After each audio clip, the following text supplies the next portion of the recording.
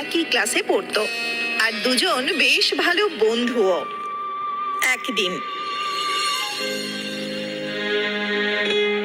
মার্কেটে হাসান আলী তার দোকানে সবজিগুলো সাজাচ্ছিলেন। তখনই তার ছেলে কাশেম আর কৃষ্ণ স্কুল ড্রেসেই দোকানে এলো। আব্বু, এই নাও তোমার খাবার। আম্মি বলেছে সময় মতো খেয়ে নিতে। হ্যাঁ বেটা, ঠিক আছে, আমি খেয়ে নেবো। চাচা, কেমন আছো তুমি? আরে কৃষ্ণ, আমি ভালো আছি বাবা। তোমাদের পড়াশোনা কেমন চলছে? পড়াশোনা খুবই ভালো চলছে চাচা। খুদা হাফিজ আব্বু। খুদা হাফিজ বেটা। তারপর দুজনে মিলে স্কুলের দিকে এগিয়ে গেল। একদিন বাড়ির নিজের নিজের ছাদে সাবিত্রী আর সাবিনা মিলেমিশে চালের পাঁপড় বানাচ্ছিল। আরে দিদি, যদি তুমি আমাকে এই পাঁপড় বানানো না শেখাতে আমি কোনোদিনই শিখতে পারতাম না। আর জানো তো, কাশেম আর রহমানের বাবা চায়ের সঙ্গে শুধু পাঁপড়ই চায়। বোন পড়শি হওয়ার তো কিছু সুবিধা পেতে হবে না? আর তুমিও তো আমাকে সিমাই বানানো শিখিয়ে দিয়েছো। তখনই সাবিনা চুপ করে গেল আর তার মনটা উদাস হয়ে গেল। তখনই সাবিত্রী জিজ্ঞাসা করলো, কি হয়েছে সাবিনা, তুমি এরকম উদাস হয়ে গেলে কেন? কোনো কথা আছে যেটা তুমি লুকাচ্ছ? বলো না, মন হালকা হয়ে যাবে। দিদি, জানি না বলাটা উচিত কিনা, কিন্তু মন মানছে না। কালকে কাশেমের বাবার ফোনে একটা মেসেজ এসেছে যেখানে হিন্দুদের সম্পর্কে উল্টো পাল্টা কথা বলা আছে। তুই চিন্তা করিস না, এরকম কিছু বদমাইশ লোক সব জায়গায় থাকে। কিছু হিন্দুদের মুসলমানদের বিরুদ্ধে আর মুসলমানদের হিন্দুদের বিরুদ্ধে উস্কাতে থাকে। দাদাকে বলবি যে এই সমস্ত লোকের থেকে দূরে থাকতে। আমাদের ভারতের মতো সুরক্ষিত আর সুন্দর জায়গা হয় না। কেউ কাউকে এখান থেকে বের করতে পারবে না, বুঝলি? বেশি ভাবিস না, ভারতবর্ষ আমাদেরই। দুজনে একসাথে হাসে আর পাঁপড় বানাতে শুরু করে দেয়। পরদিন সকালবেলা। আরে হাসান ভাই, কেমন চলছে দোকান? লোকজন তো আসতে শুরু করেছে। ভাইজান, এই করোনা থামলে তবে তো গ্রাহক আসবে, এখনো তো মন্দাই চলছে। মাস্ক পরতে পরতে কানের ডিরেকশন চেঞ্জ হয়ে গেছে। কথা তো ঠিক বলেছেন, মাস্ক পরে থাকুন। শুনেছি চালান নাকি 500 টাকার। কামানির থেকে বেশি টাকা তো শ্বশুর নিয়ে চলে যাবে।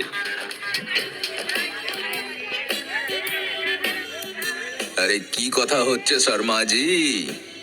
আরে কিছু না পান্ডেজি, অপেক্ষা করছি গ্রাহকের, আর কিছু না। আচ্ছা আচ্ছা, ঠিক আছে, মাস্ক পরে থাকুন, শরীরের জন্য ঠিক থাকবে আর আপনার পকেটের জন্যও। আর হ্যাঁ, দোকান 5টায় বন্ধ করে দেবেন। শহরের অবস্থা খুব একটা ভালো নয়। হ্যাঁ। আর পাশ ফিরে হাসান আলীর দিকে তাকিয়ে বলল, হাসান ভাই, 2 কিলো পেঁয়াজ আর 1 কিলো টমেটো প্যাক করে রাখবেন, সন্ধ্যেবেলা নিয়ে যাব। ঠিক আছে?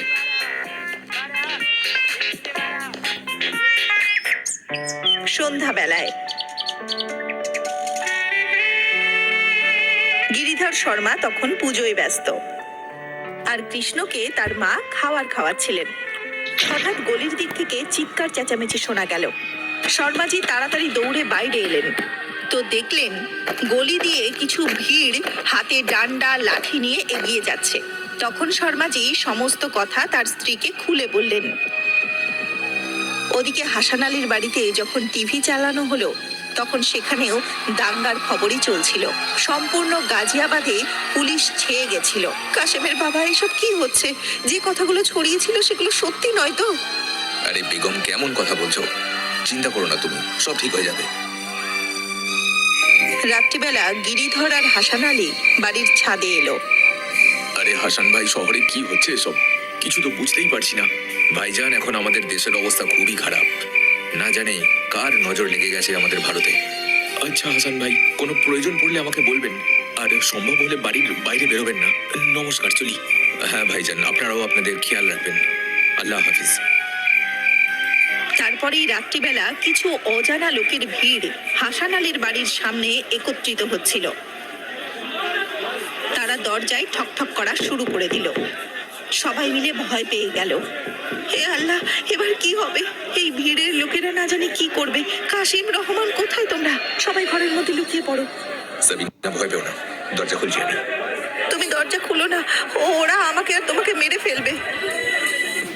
এরই মধ্যে কাসেম ফ্যান্সি ড্রেস কম্পিটিশনে সাজার জন্য একজন পণ্ডিত সেজে মা বাবার সামনে এলো আর বলল, আমি আব্বু, তোমরা লুকিয়ে পড়ো।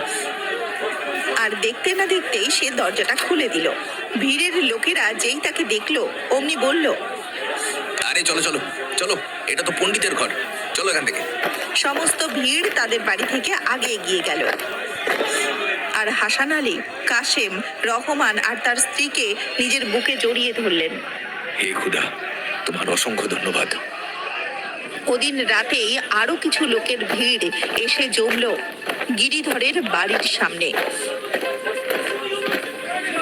দরজাটা ভেঙে ফেলো, কার বাড়ি এটা? খোলো দরজা। হায় ভগবান, এ কি হচ্ছে? রাম রাম রাম রাম রাম, আমার বাচ্চা আর আমাদের রক্ষা করো ভগবান। সাবিত্রী আর শর্মাজি ভীষণ ভয় পেয়ে গেলেন। তখনই কৃষ্ণ ভেতরে গিয়ে ঝট করে কাশিমের দেওয়া টুপিটা পরে চলে এলো বাইরে। বাবা মা, তোমরা বরং অন্য ঘরে চলে যাও, আমি গিয়ে দরজা খুলছি। না কৃষ্ণা, তুই এরকম করিস না। শর্মাজি, ওকে থামাও, ও তো একটা বাচ্চা। না গো, এখন কৃষ্ণই আমাদের রক্ষা করতে পারেন।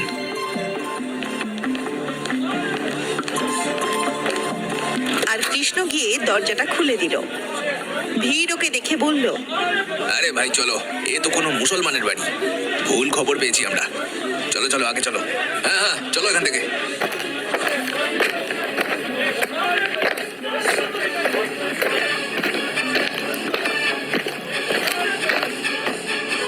ভিড় চলে যাওয়ার পর গিরিধর শর্মা আর তার স্ত্রী কৃষ্ণাকে বুকে জড়িয়ে ধরে কাঁদতে লাগলো। তখনই কিছুক্ষণের মধ্যে হাসান আলী আর তার পরিবার গিরিধরের বাড়িতে এলো ওদের খবর নেওয়ার জন্য। আরে গিরিধর ভাই, আপনারা সবাই ঠিক আছেন তো? হ্যাঁ হাসান ভাই, আজ কৃষ্ণ তো মুসলিম টুপি পরে আমাদের বাঁচিয়ে নিল, না হলে তো এই ভিড় আমাদের প্রাণেই মারত। কি, যখন আমাদের বাড়িতে ভিড় হয়েছিল তখন কাসেম আমাদেরকে হিন্দু হয়ে বাঁচিয়েছিল। হাসান আলী ভাই, এই বাচ্চারাও বোঝে যে জাতি ধর্ম বলে কিছু হয় না।